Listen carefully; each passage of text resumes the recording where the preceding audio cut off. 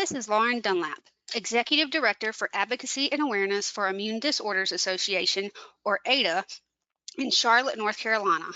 I'm so happy to host today's webinar on this spring, sunny day in Charlotte, North Carolina, and also a lot of the rest of the country as well are having great weather. Today's webinar is on multiple sclerosis and specialty pharmacies, an overview of care and treatment.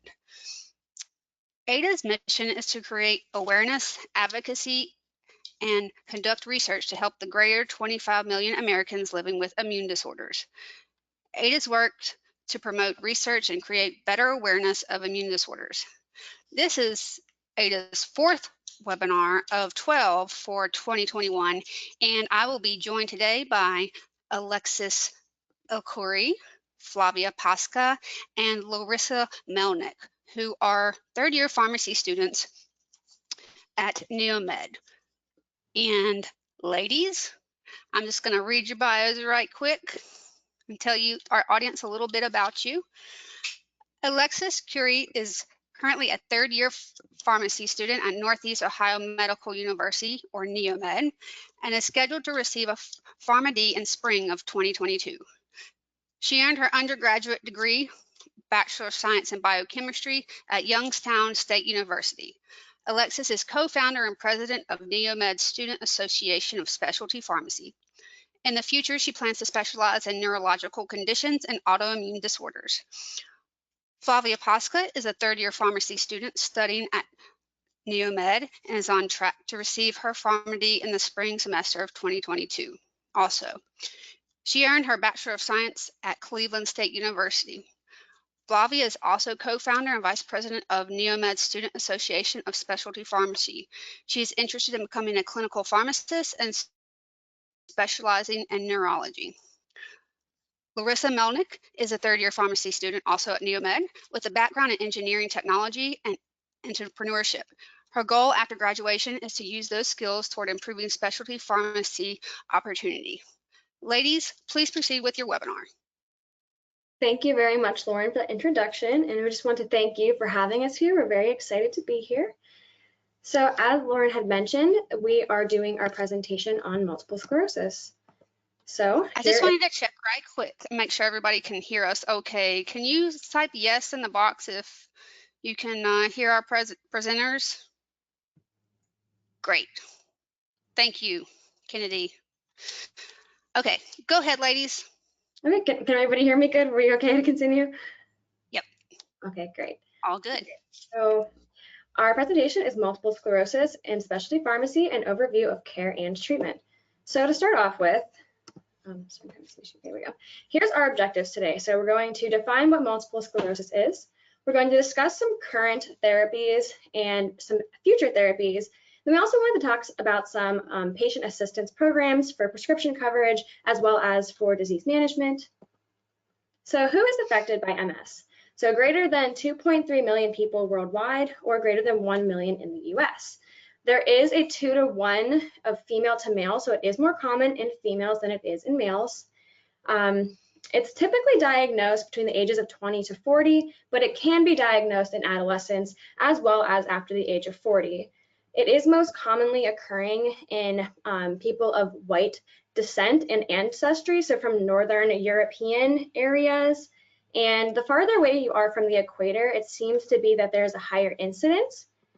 So looking at this kind of a map here, just wanted to show that the area in orange here, the Midwest, and then the area in the northeastern areas of the US here, the higher incidences that you can see, so the Northeastern has 377 per 100,000 residents, and the Midwest has 353 per 100,000 residents. And then as you get farther away from the equator, as well as towards the West, those numbers drop a little bit, which is very interesting to me that it has something to do with like environmental and the positioning away from the equator.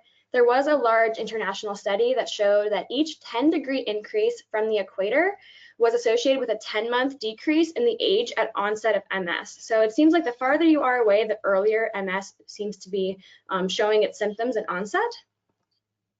So looking at the etiology, or the cause and risk factors. So it's not 100% known what causes MS. There's some ideas and some that are more have more evidence than others, I would say. But genetic increase, so if a family member has MS, you do have an increase in the risk of getting it yourself. If you have a sibling with it, you have a 5% increase. If you have a twin, then it's a 25% increase, which is also very interesting to me. So looking at the environmental, as I had mentioned, geographic location seems to be a factor, but also if you're exposed to smoking, like secondhand smoke or industrial type pollutants, toxins and pollutants, for example, most pesticides are actually neurotoxic agents, and a lot of them can cause irreversible damage to your brain, to your spinal cord, any of your neurons. So it's definitely something that we should probably look into more. There's not, like I said, there's not a lot of data for a lot of the causes to MS, but it is something that's very interesting to look at what different factors can increase these risks. As I had mentioned, some industrial pollutants, so like glues, solvents, some stains, those also have very similar neurotoxic effects that the pesticides have. And I want to talk about infectious agents. So this seems to be the most common theory for what causes MS or what causes autoimmune disorders in general. Epstein-Barr virus seems to be the most common one that causes neurological conditions. So Epstein-Barr is the virus that causes mono.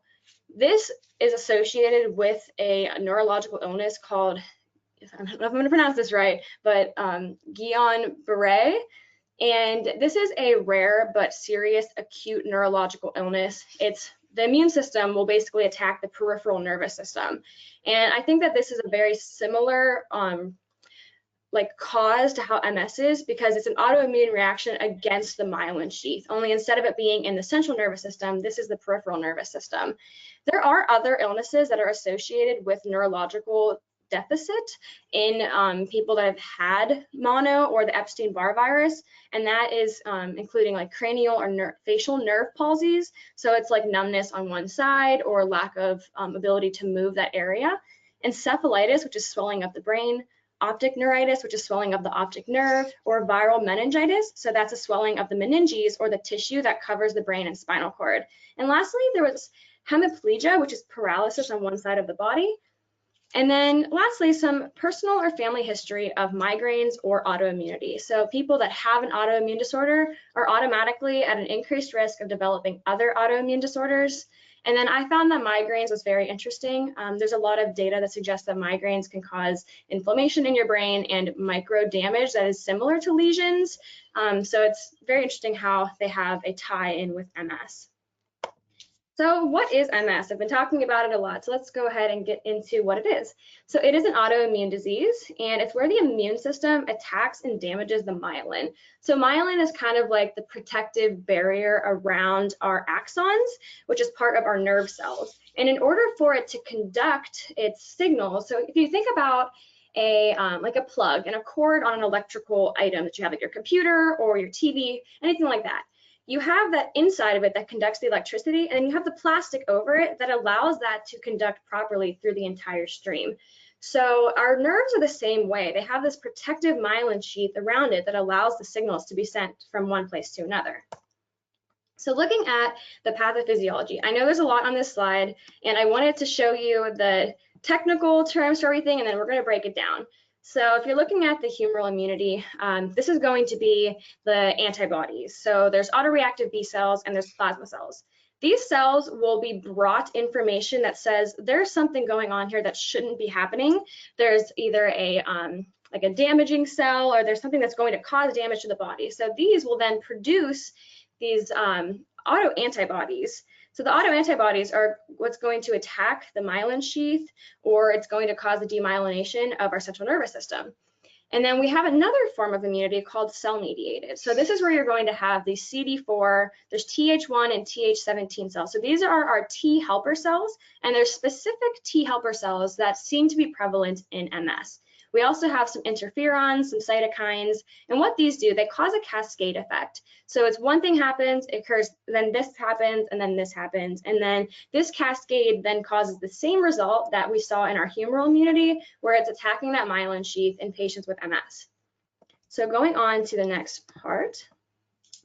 Here I have these little cells to show you how our immune system detects self versus non-self. So this is going to be the self marker here, and this is an antigen. Usually our cells will recognize our self cells as friends and they'll leave them alone. They don't bother with them. They can move past it without thinking, okay, this is going to cause us damage. They're basically happy cells. So then you look at this angry cell here and it notices this antigen, and this is where it marks it as non-self or foe. And typically in a normal immune system, this will be pretty efficient. So our self cells are generally left alone, and anything that looks to be damaging or foreign will then be targeted for degradation or to be destroyed, basically. So if we go on to our next part, we have the humoral response, as we had mentioned before, and the cellular response. So I kind of wanted to show you kind of a diagram here just to make it seem a little bit more, I don't know, like an easier way to understand it. So we have this foreign body, or something that the body recognizes as non-self. It's detected by antigen-presenting cells, or macrophages and dendritic cells. So these cells will then take this foreign body, they basically eat it, and then they bring it to this T helper cell saying, something's wrong here, please help me get rid of this. So then the T helper cell produces these cytokines, or these chemical signals that are then sent out. It's basically like a message to the other cells. So the B cells will receive that, and they will then create these antibodies that will then target the cells to go and attack that foreign body or the non-self cell. And then also those cytokines that were sent will be sent to the cytotoxic T cell. The cytotoxic T cells, instead of making antibodies, they actually go and they attack it themselves. So these are the two different ways that we can see the same response. So in a normal immune system, this is going to be happening towards viruses or bacteria or even cancerous cells. But in an autoimmune state, these cells are then going to target your own cells. So in MS, it's targeting the myelin sheath and the central nervous system cells. So looking at how that happens, so we have this neuron here, or this nerve cell. So this is where the myelin is, right here along this. And these are the antibodies that were made by our plasma and B cells. These antibodies then target the myelin, see how they're attached here. And this then signals for all of the other immune cells to come and attack this because it's now marked as non-self or as a dangerous cell. So even though these are our protective sheaths that help us, it's going to then attack this sheath and then cause this nerve damage. So here we can see the cytokines are at this part of the myelin, which is targeting the cytotoxic T cell to come in. And here's the plasma cells, the antibodies that they produced, and this is going to target the B cells, the macrophages, and all of the other cells to come in. So looking at a healthy neuron, generally we have the protective myelin, there's no holes or tears or anything like that, no lesions on it. So this allows the signal to travel through uninterrupted across the axon, which is basically like the long cord attached to, oops, sorry about that, the long cord that attaches the cell body or the part that's in the brain. It also can be in the periphery, so your arms or legs. So this is where the signal starts, and then we go all the way through to where the signal ends. So this is going to cause a sensory or motor response. So if you touch the table, you can feel the table. If you want to move your arm up, your arm goes up. Basically, that's the signal that's being sent. Now, what happens when the myelin sheath is damaged? The signal gets disrupted and it gets distorted. So when I touch the table, I might not feel it. Or instead of feeling a normal touch sensory, I might feel a tingle or something that's itchy or pain. And sometimes it can be damaged to the point that you can't move it. So the motor function is disrupted. So if you want to bring your arm upwards, you either might not be able to, or it might be like what I like to say is a clumsy motion. So you don't have all the full control over that motion that you originally had control over. So looking at symptoms of MS, so that brings us into this. You have problems with gait, and that can lead to fall. So what that means is the motor function is disrupted. So now instead of being able to walk properly, sometimes if there's numbness in the leg or a joint, it can make it clumsy, as I had mentioned. So it can be hard to walk, and it can cause falls, and also it can cause there's a lot of damage that can be caused, unfortunately, and it can make daily living pretty hard. Some patients have to have therapy to try to get their fine motor just to hold something. It can be very difficult and it can be very stressful, but there are a lot of strategies to try to help this and a lot of ways to hopefully prevent this. And definitely in the future, we're hoping that there's going to be a lot of other ways to either fix or prevent the damage done. As I had mentioned, the cells can attack the central nervous system. Well, that includes your optic nerves. So there's a lot of visual problems in MS. So whether it's blurry or spots in your vision or areas of your vision that you just can't see out of, whether it's like horizontal, so like to the sides or up or down. There's a lot of paresthesias. What those are sensory damage to the nerve. So there's burning, tingling, numbness. You can have itching or prickling sensations. I actually have a squeezing sensation in some of my fingers, my arms. So it's very different. You can also have issues with cold or heat tolerance. So what might seem cold before now could feel freezing, or what might have been warm could now feel really hot. So it's very interesting and different sensations that people feel depending on the specific nerve that's damaged or the specific part of a specific nerve that can be damaged. There's a lot of pain associated with that. If you're having distorted signals, it can be detecting things that aren't painful as painful.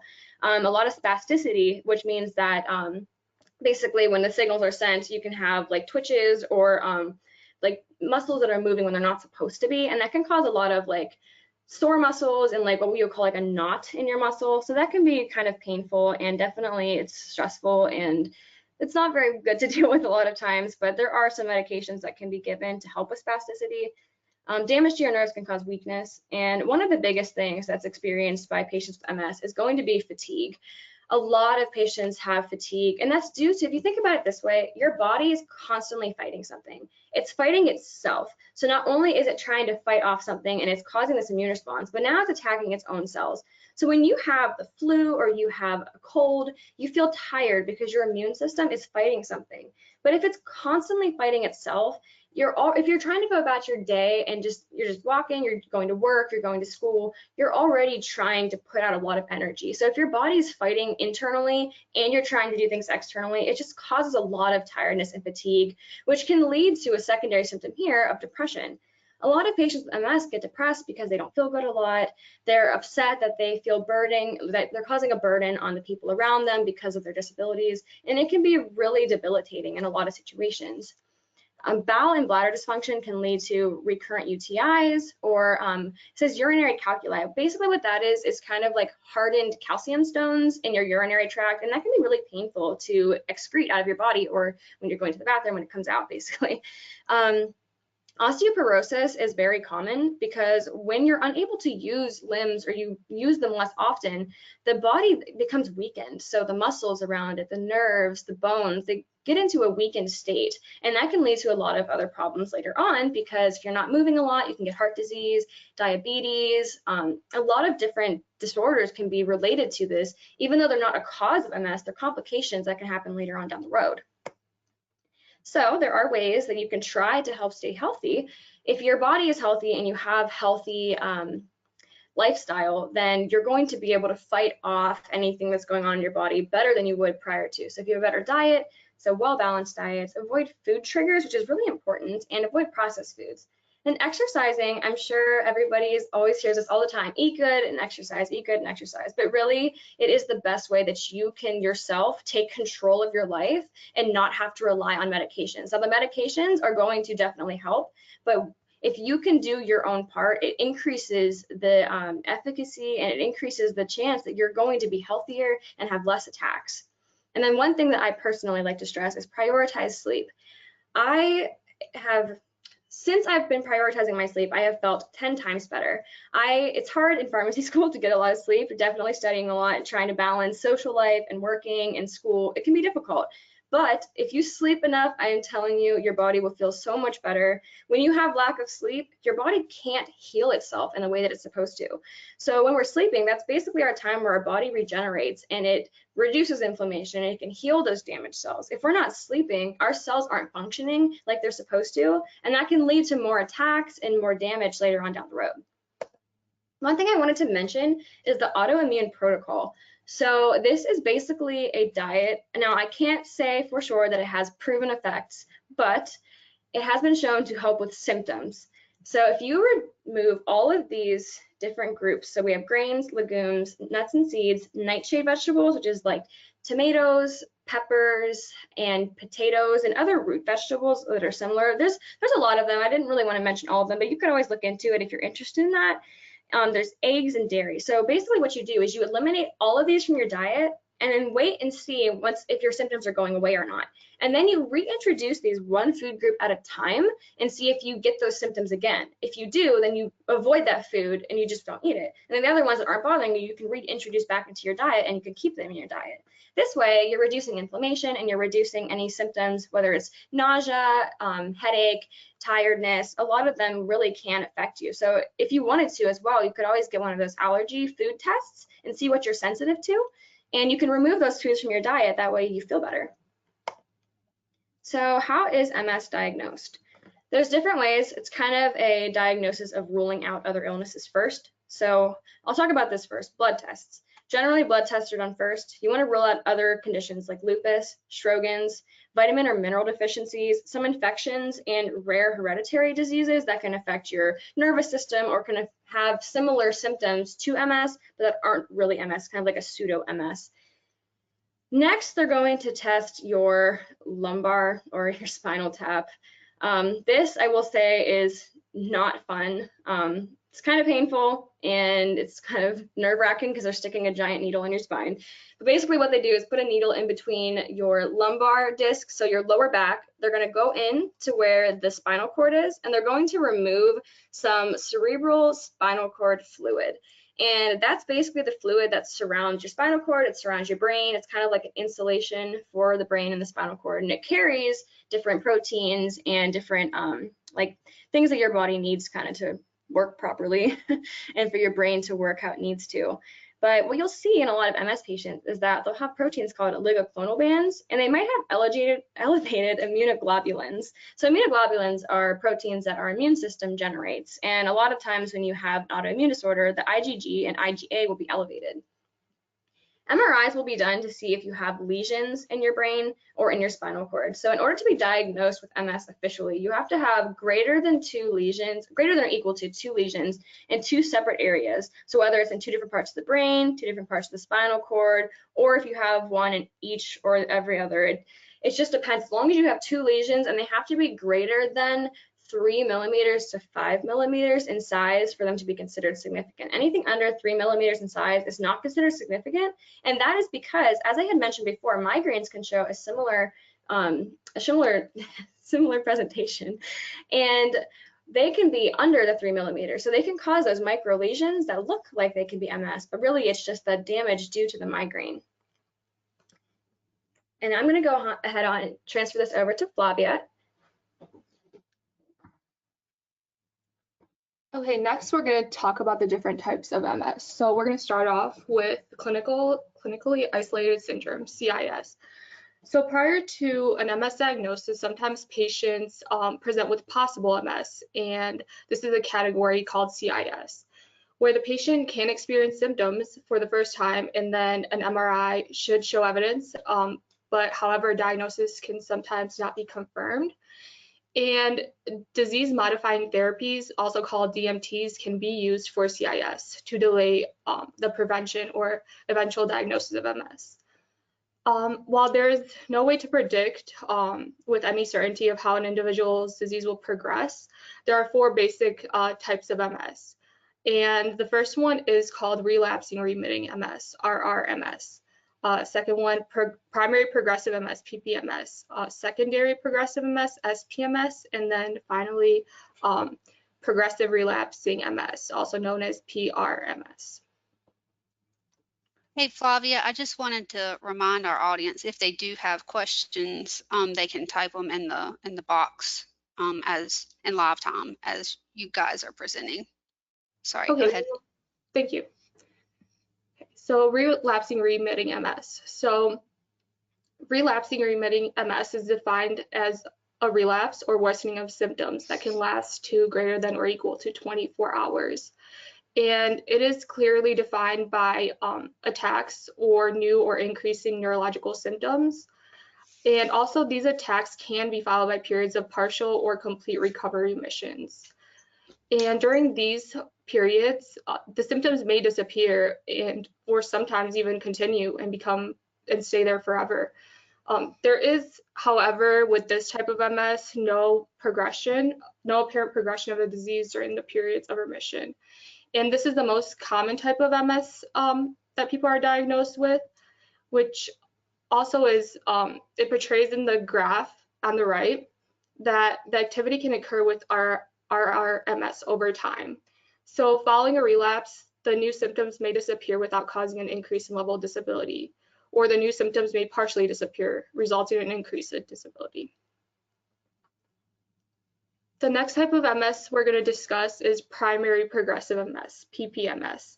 And this is characterized by worsening neurological function from the onset of symptoms without early relapse or remissions. And usually about 10% of patients who are diagnosed fall within this category of MS. The graph on the right also shows the activity that can occur with this type of MS. And it can have brief periods where the disease is stable with or without relapses or activity on MRI. And then as well as periods when there is an increase in disability with or without new relapses or lesions on MRIs. Next, we're going to talk about secondary progressive MS, which is known as SPMS, and it follows an initial relapsing remitting course. Some people who are diagnosed with RRMS will eventually transition to secondary progressive course, in which there is a progressive worsening of function over time. And then with this patient population, there will be periods where remission no longer occurs. And then again, the graph on the right also displays this course, the course of this activity. Next is progressive relapsing MS, PRMS. And about 5% of individuals are initially diagnosed with this less common form of MS. This type of MS steadily worsens from the onset, but symptoms, flare-ups with or without remission are also present. However, different forms of MS further are studied and reclassified, so the label for PRMS is being used less frequently now. Next, we will be discussing the treatment categories for MS. So starting off with treatment of acute exacerbations, which acute exacerbations are defined as a relapse or attack or flare-up, and this occurrence of new symptoms or worsening of old symptoms. So for example, a patient can have an exacerbation of symptoms such as numbness, but they can also have more severe exacerbations involving loss of vision and poor balance, and this can interfere in the patient's overall ability to function. So usually a short course of high dose corticosteroids are used to reduce inflammation. The most common treatment regimen is usually IV solumedrol or oral deltazone. And next we're going to talk about disease-modifying therapies. So DMTs, they're not a cure for MS, but they can reduce how many relapses someone has and how serious they are. So we will be talking about the different types there. And then next we're going to, and I'm just going to touch base on some of the symptom management that can be achieved. There's agents such as anti-spastic agents, such as baclofen and diazepam, and are frequently used in patients who have MS and who experience spasticity, a disorder of voluntary movement caused by damage to the central nervous system. And then we also have anti-inflammatory agents such as Motrin or Advil, and can be used to treat pain associated with MS. And then also depressants such as Prozac or Cymbalta can be used to treat depression in patients who have MS. And here is an overview of the DMTs that are used to treat MS, which includes injectables, oral formulation, and infusions. So to dive further into the disease-modifying therapies, we're first going to talk about the injectables. So this table includes injection medication and dosing recommendations, and also in the last column are the indications for which type of MS they are used in. And in the next couple of slides, I will further discuss most of these treatments in further detail. So first we're going to talk about interferon beta, and it has many different brand names. And this medication works by several anti-inflammatory mechanisms. And it is indicated for the treatment of relapsing forms of MS, including the CIS and RRMS, and also active SPMS. Dosing is available as intramuscular or subcutaneous formulations, which intramuscular goes straight into the muscle and then subcutaneous under the skin. And then some of the side effects that can be experienced by patients taking interferon therapy are flu-like symptoms. So you can experience fever, chills, fatigue, body aches, also injection site reactions, and depression, as well as hepatotoxicity, which is damage to the liver. From clinical trials, this medication indicates that there is a reduction in relapse rate about 30%. The next DMT is known as glatiramer acetate, also known as Copaxone or Glatopa. So this medication is a synthetic protein that stimulates myelin basic protein, a component of myelin which insulates the nerve fiber in the brain and spinal cord. It is indicated for the same types of MS as interferon. And glatiramer comes as a solution to inject under the skin, which is subcutaneously 3 times per week, given at least 48 hours apart. So it can be taken Monday, Wednesday, and Friday. Next, we're going to talk about the side effects. So some of the side effects of glatiramer are injection site reactions, shortness of breath, chest pain, and also some of the clinical trials do indicate that glatiramer reduces the relapse rate about 29% compared to placebo. Next, we're going to talk about oral formulations. So this includes tablets or capsules. So here is another table which has a comprehensive list of all the oral formulations and indications for MS. So for example, Aubagio, Gilenya, and Myzet, and Zeposia are taken once per day. And then there's also Tecfidera and Barfiratam, which are taken twice per day as well. I'm sorry, the first ones are taken once per day, and then the second ones that I mentioned, Tecfidera and Barfiratam, are taken twice per day. And then we have Mavenclad, which is a short course therapy.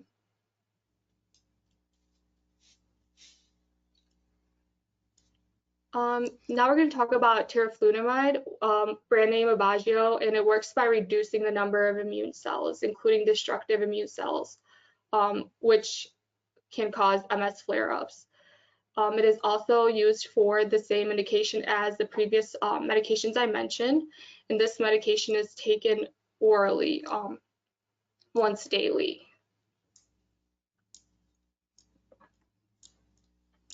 Some side effects of teriflunomide includes headaches, liver damage, low phosphate levels, and alopecia, which is hair loss. And this medication also has a black box warning for liver toxicity or teratogenicity. So it must exclude pregnancy, and both male and female partners must use contraception.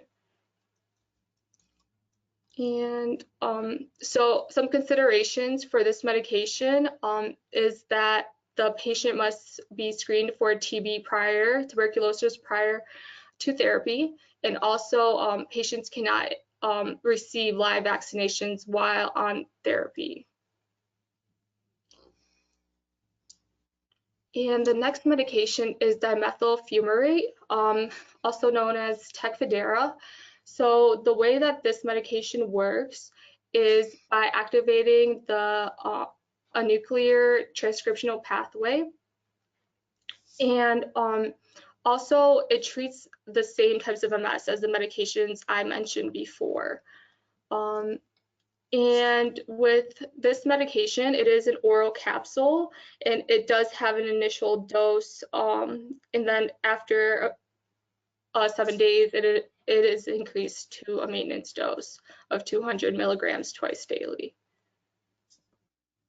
And some side effects of this medication are flushing, increased risk of infection, abdominal pain, diarrhea, nausea, and also risk for progressive multifocal leukoencephalopathy, which is known as PML. And in the next slide, we will further discuss what PML is. And based off of clinical trials, it shows that Tecfidera has a 44% reduce in relapse rates. And next, Alexis will discuss PML. Okay, so PML, or progressive multifocal and leukoencephalopathy, is a rare disease caused by the polyomavirus JC. So what the JC virus is, it's actually dormant in 70 to 90% of people in the world. So it probably is just like a common cold that we get, and then after it's gone, it doesn't cause any more symptoms. In most people, there's no symptoms.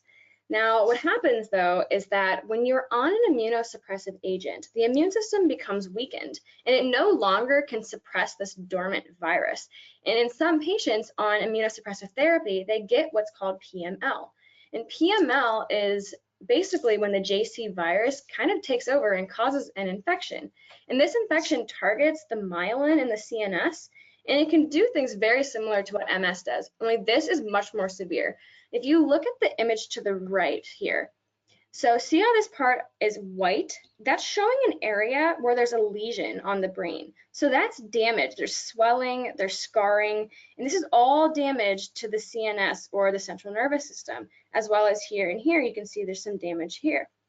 So when there's this mass area of damage, it can cause rapid disability, and it can often lead to death. So it's something very serious.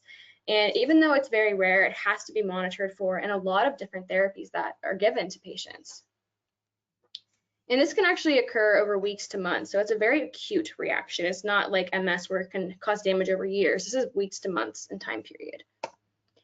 So let's talk about fingolimod. Now, I personally have MS, and this is the medication that I'm on. So I might be a little bit partial to this drug because it has worked very well for me, but there are a lot of different therapies that have shown similar efficacy or better efficacy in some patients. But for me, this has worked very well.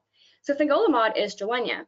What it does is it prevents your lymphocytes or your immune cells from leaving the lymph nodes. So what I like to say is that they're on house arrest. Basically, they're stuck inside the lymph nodes or their house, and they can't get out and wreak havoc on the central nervous system. This is indicated for all relapsing forms of MS. So that includes CIS, relapsing remittent, and secondary progressive. But what's unique about fingolimod is it's the only FDA-approved medication for children that have the adolescent MS. So it's approved for patients greater than or equal to 10 years of age, which I found was very interesting. And there was a study called the Paradigm study, which I'm going to jump ahead for a second.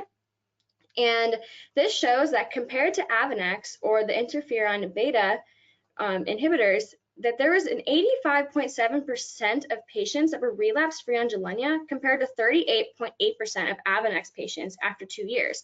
And this was in the pediatric population. So prior to Gilenya's approval, Avonex was the first-line therapy for pediatric MS. But after the study was done and they showed just how much better Gilenya treated the pediatric MS, this is now the only FDA-approved treatment and the one that is now prescribed for all pediatric patients. So looking at the dosing, it is 1 capsule daily. Typically, it's 0.56 milligrams, but in children under 40 kilograms, it's actually going to be 0.25 milligrams. Now, the catch with fingolimod is that there is some serious effects with the heart that can occur. There's also risk of really damaging the liver, and there's risk of what's called macular edema. So prior to starting fingolimod, you have to be checked for diabetes, and if you've ever had macular edema. You have to check and see if you have any cardiac conditions. They do an EKG prior to starting and after starting. And you want to make sure that there's no bradycardia, which is like really slow heart rate. An atrioventricular block is a serious condition that causes heart failure. So you have to make sure that you don't have any of these pre-existing conditions prior to starting. Your first dose that you take, you have to sit at the facility that's giving you your medication for 6 hours so they can monitor you. They keep a blood pressure cuff on you and they keep an EKG on you. So they're testing your blood pressure and they're testing your conduction to make sure that nothing's happening while you're on it. As long as you're okay after that first 24 hours, generally you should be okay on this medication. And then I did want to mention that this also increases the risk of PML. So there's a few medications that do increase the risk. And then as I had mentioned, here's some of the clinical trials, and it just shows that Gilenya has been very efficient and has worked pretty well in a lot of patient populations. Next, we have siponimod or Mayzent, and this also is what fingolimod is called an S1P phosphate receptor. So it holds those cells in the lymph nodes.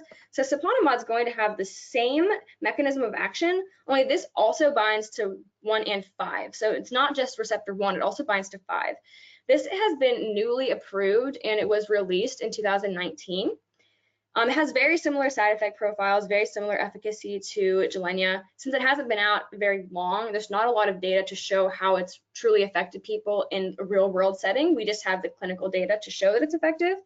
Its treatment, or the treatment, is for the same patient population, all relapsing forms of MS. And then this is just to show that you have to get a, so what's interesting about this is you have to get a genotype done. So they have to test your genetics and they have to see this liver enzyme right here. You have to see which type you have. So this gets really into like some pretty interesting stuff for genetics. You have to definitely check different ones. So there's different phenotypes you'll see. So here's the 1-1 phenotype, 1-2, 2-2, and you have 1-3 and 2-3. Now there's different dosing based off of which genotype you have for this liver enzyme. And genotype is basically like your specific code for it. And then here's some clinical trials down here, just mentioning how it is effective. So 72% reduction in lesions after 3 months compared to placebo. And what's interesting about siponimod is that it has shown a 26% reduction in disease progression in secondary progressive MS after 6 months versus placebo. So this is the most efficient and efficacious drug so far for secondary progressive MS. Now going on to some infusion treatments.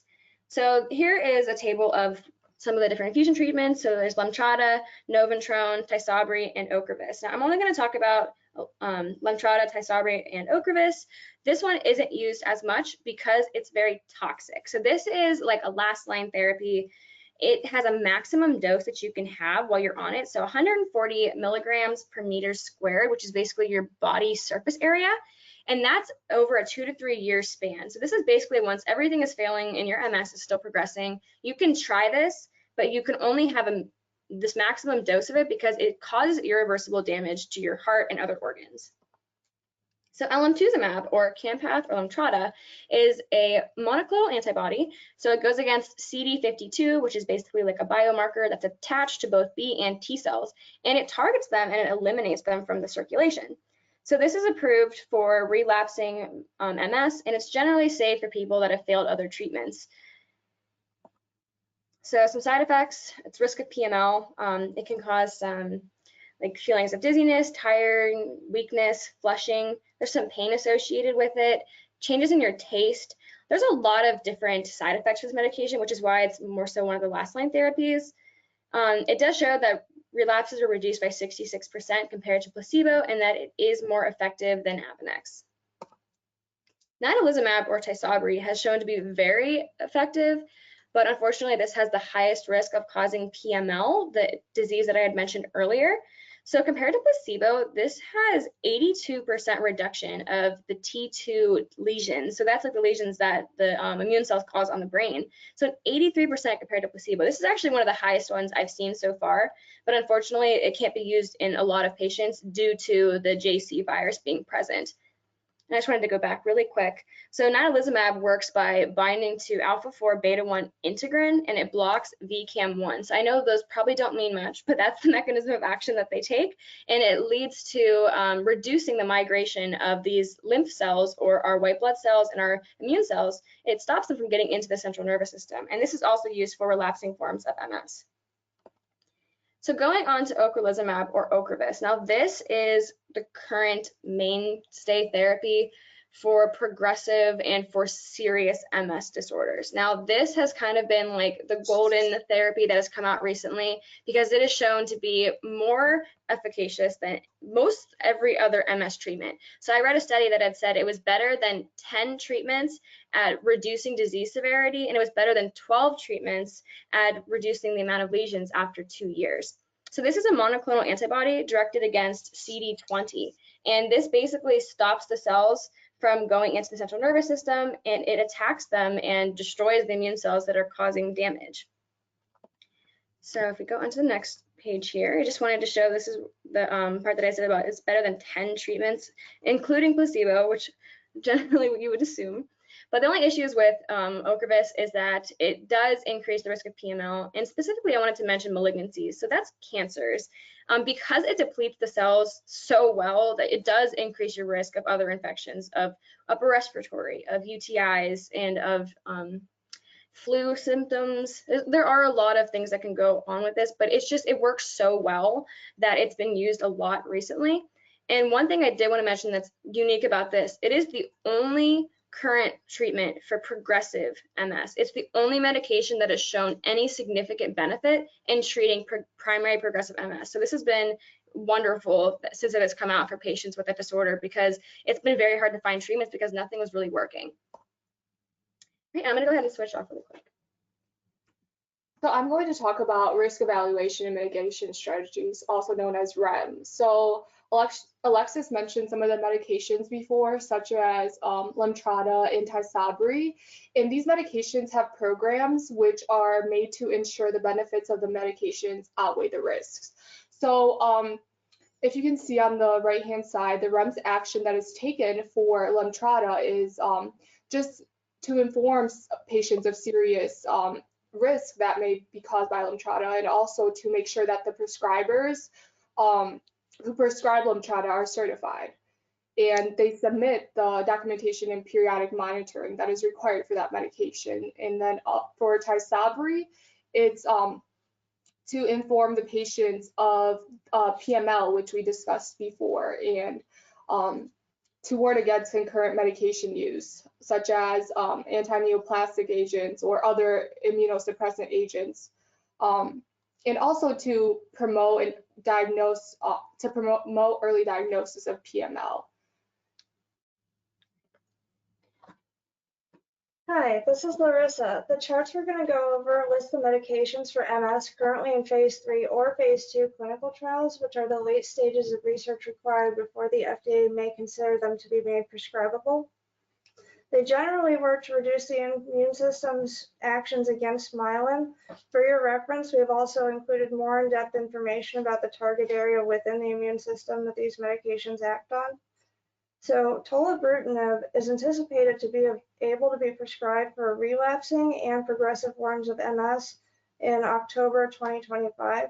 Its most common side effects are going to be headache, chest infections, and common colds. Mastinib is anticipated to be able to be prescribed for progressive forms of MS in July 2022, and its most common side effects so far include tiredness, weakness, rash, nausea, fluid retention, and diarrhea. Evobrutinib is anticipated to be available for relapsing remitting MS in fall of 2024. Its most common side effects so far include common colds and increased workload for the liver. Arbaclofen is anticipated to become available for treating muscle spasms associated with MS and does not have an estimated time of approval yet. Arbaclofen appears to most commonly cause muscle weakness and urinary tract infections. Fenebrutinib is anticipated to become available for primary progressive MS, and its most common side effects include nausea, headache, anemia, and upper respiratory tract infections. So ibutilast is being tested to treat progressive forms of MS by slowing progression, and it's most likely to cause side effects of nausea, diarrhea, abdominal pain, depression, rash, and tiredness or weakness. Ponesimod is actually newly available as of this March, so March 2021, for clinically isolated syndrome and relapsing forms of MS. is most likely to cause shortness of breath, dizziness, increased workload for the liver, and slowed heart rate.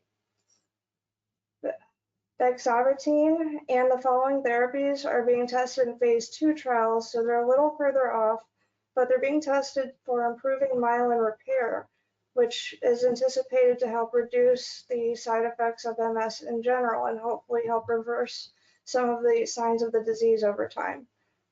Bexaverene is the most likely to cause cholesterol, reduced numbers of white blood cells, hypothyroidism, itchy rash, headaches, vomiting, and diarrhea.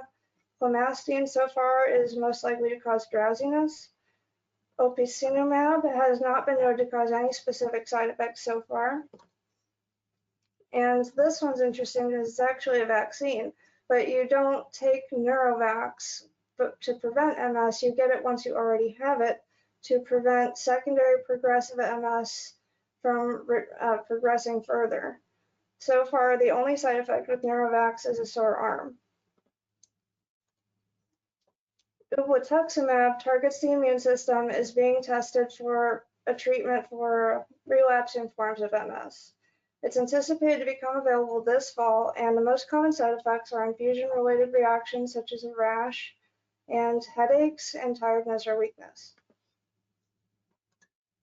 Tumalimab is an injection that boosts myelin repair, just like the oral therapies we mentioned that do the same earlier, and it's currently being tested to treat relapsing, remitting, and progressive forms of MS. It's the most likely to cause cold-like symptoms as side effects. All right, and let's finish out this presentation. So here we have prescription coverage and patient assistance programs. So I'm going to kind of go through these quickly. I just wanted to mention that there are different patient assistance programs for each drug. So as we mentioned, we have Aubagio, Lemtrada, Avonex, Tecfidera, Tysabri, Copaxone, Gilenya, Mavenclad, and Rebif, Mayzent, and then Ocrevus. So all of these have their own specific programs. There's a number to contact them and a website. Now, when you are prescribed one of these medications, they will follow up with you every so many months, and they'll check on you and see how you're doing, how the medication's working, any side effects, and there's a phone number you can call for any questions. They also have prescription assistance programs that are within these programs. So not only do they check on you and your symptoms and making sure the drug works for you, but they also make sure that you can get it. A lot of these programs, if you make under a certain amount yearly, you'll have zero copay, and other ones, they give you very significant reductions, even if you don't make a little bit. Like if you make a lot of money, you can still get reductions on these medications depending on how much they cost you yearly. Some of these can cost upwards of $100,000 a year. So it definitely is pretty costly. It's very hard for a lot of patients to pay for that if they did not have these assistance programs. And So, Alexis, right quick, while you were talking about the patient assistance programs, which I'm glad you added to this presentation, I just want to stress to the audience, the ones she is referring to are generally found on the manufacturer's websites. Just wanted to verify that. Is that the ones you were referring to, Alexis, the manufacturer assistance programs? Yeah, so these are through the manufacturers that develop the drugs, and each of the drugs, like some of them have the same assistance program. So like, for example, looking at Aubagio and Lemtrada, it's called MS One-to-One. So these will be available on the manufacturer's websites, but also each drug has their own specific website that will provide this information for you as well. And that's not limited, just so our audience knows too, that's just one specific program, but there are many different assistance programs out there for these really expensive drugs. Yes, for sure. There are a lot of different assistance programs, and even you can talk to like case managers and see if there's any other assistance that you can achieve based off of your income or the areas that you live in. I did want to mention this ACTHAR support and access program, and what they help is for acute attacks. So when you're having an attack, this isn't going to help with like preventative medication, but if you're in the hospital and you're currently having an acute attack and you're getting an IV corticosteroid or an immunoglobulin therapy replacement or IVIG, or if you're getting plasmapheresis, which is a plasma exchange, they're going to help you with those hospital expenses. And this is very important because the medication assistance programs for your specific disease modifying therapy doesn't help you with your hospital stays. So this is definitely beneficial when you're having an attack. And then next, I wanted to talk about some symptom specific programs. So pseudobulbar effect. So this is, it's like I said, it's pseudo. So it's not actually symptoms that are occurring, but it feels like it is, and it could be really detrimental to patients' recovery, and it's just unfortunate to have symptoms and side effects that are affecting your daily lifestyle. So you can contact them. They're going to help you with these symptoms that you're feeling, and they're going to help you with payment for them, as well as like support systems to help you with these symptoms. Also, Botox can help with bladder dysfunction or spasticity. And this program will help you to pay for that, as well as give you places to go get these treatments done. And then Ampera, it helps you with walking. So as I mentioned before, there's a lot of gait disturbances in patients with MS, and they can have issues with walking or daily life functions. And they're going to help you with assistance finding these programs and paying for these therapy programs. And that's honestly what we have so far. If you have any questions for us, please do not be afraid to ask. And we are open books when it comes to, at least I know I'm an open book when it comes to my experience with MS and the different medications and my experience with specialty pharmacies. I know I kind of didn't really mention this much in the presentation, but specialty pharmacies are going to be dealing with all these medications. They're very expensive. They're very specific for disease states. Specialty pharmacies are going to specialize in these medications and in these disease states to give everybody that has these conditions kind of a place to go to and to talk with somebody who's specializing in it, that knows about it and that knows the most about these medications. It's very hard to get these medications paid for a lot of times through insurances, and specialty pharmacies are going to focus on getting this paid for you, finding those assistance programs if you can't find them yourself or if you're having any issues with them.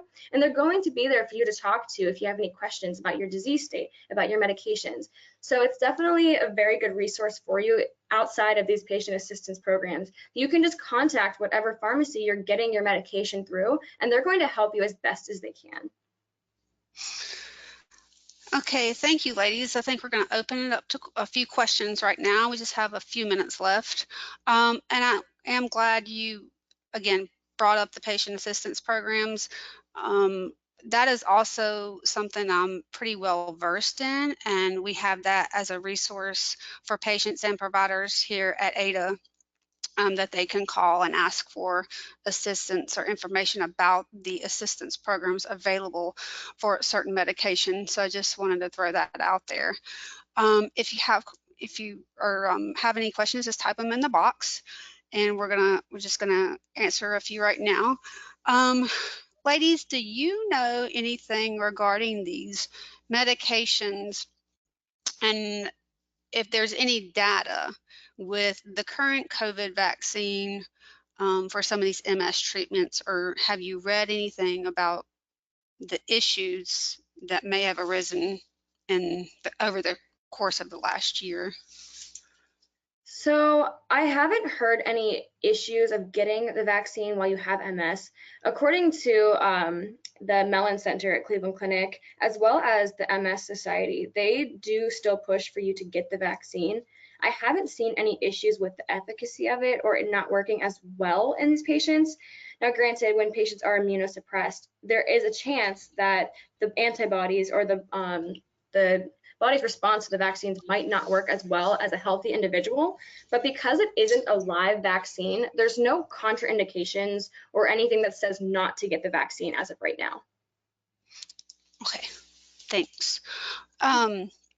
What with the exacerbations, how long do they generally last? And I know that's kind of a loaded question because that depends on what's going on, but if you had to guess. Yeah, no problem. So in order for it to be considered a true attack, it has to last for longer than 24 hours and it has to be sustained symptoms. Now, these exacerbations can last as little as 24 hours, or in some patients, they can last multiple weeks. I will tell you, I had an attack back in October of 2019. And for about 3 weeks, I was experiencing different symptoms in different locations. And some of them went away, some of them stayed. It just depends on the location of your lesion and how much your immune system, I don't want to say this way, but how much your immune system hates you during that time period. Because sometimes it just goes crazy, and it might be for a couple of days, it might be for a few weeks. Okay. Just like one or two more questions here. So with the genetic testing having to be done for the sipinmetol, am I saying that right? I'm saying that wrong. The Eponymod, yeah. Okay, thank you. Is it generally covered by insurance? So The genetic testing part. So because the therapy is so new, it most likely is not on a lot of insurance formularies. I will say it's probably not a first-line therapy, and it's probably more so saved for patients that have failed other therapies. At that point, insurance companies are usually more willing to cover different testing and different procedures that need to be done if it means that it's going to be more beneficial to the patient. I know that the insurance that I'm on, I'm required to fail 2 therapies before I can be on Ocrevus. So even though Ocrevus is shown to be superior to everything else, basically, a lot of insurance companies want to go with the more current main therapies and the guidelines before they go with these newer ones that seem to be better.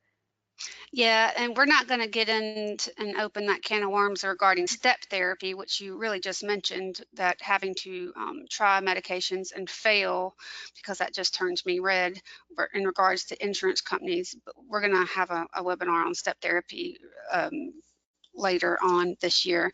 But that's, from what I've gathered, it's been kind of an issue with a lot of the autoimmune medications, because a lot of the autoimmune medications are pretty expensive. And we're talking about across the board with all 90 to 100 different types of autoimmune diseases, not just, excuse me, MS by itself. So with that, it's looking like we're getting toward the end here. And I wanted to thank you ladies for being here and doing this talk this afternoon. And I wanted to thank our audience for listening today. And don't forget to tune in to our upcoming webinars on April the 28th for Liquid Gold and Open Forum on IVIG, IVIG standing for intravenous immunoglobulin, with Dr. Michael Rigas, who's a PharmD, and also May 21st for Sjogren's syndrome. It's not just dry eyes and dry mouth, with Dr. Delphin Santos. Also, please take a few minutes to fill out our survey after the conclusion of today's webinar to help us better serve our community and give us vital feedback. And if you have any questions or need additional resources, please visit our website at www.godoaida.org. This is Lauren Dunlap for Advocacy and Awareness for Immune Disorders Association, and we hope you have a great afternoon. Thank you for joining us. Thank you for having us.